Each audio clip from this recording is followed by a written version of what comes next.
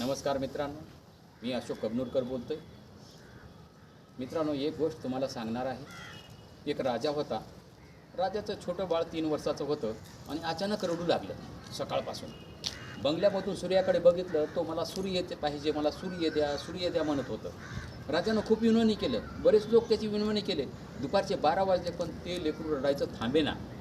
तेवढ्यामध्ये एक शिपाई राजाला म्हणायला लागला, अहो ह्या प्रश्नाचं उत्तर आपलं प्रधान सोडते म्हणजे प्रधानाला बोलवा. प्रधानजी आले आणि प्रधानजीला सर्व काही सांगितले. प्रधान बाळाला म्हणाले, बाळा काय पाहिजे? बाळ म्हणायला लागला, मला सूर्य पाहिजे, मला सूर्य पाहिजे. बाळा ह्या पाण्यामध्ये बघ म्हणले, पाणी टोपल्यामध्ये ठेवलं, पाण्यात बघ म्हणले. आणि तो बाळ म्हणायला लागला, पाण्यातला सूर्य नाही, मला वरचा सूर्य पाहिजे. अरे बाळा, वरचा सूर्य ह्या पाण्यामध्ये आलेला आहे, बघ ह्या पाण्याकडे. त्या बाळानं पाण्यात बघितलं तर सूर्याचे प्रतिबिंब पाण्यात दिसत होते. बाळ लगलेच खेळत होता, तो आनंदानं बागडत होता.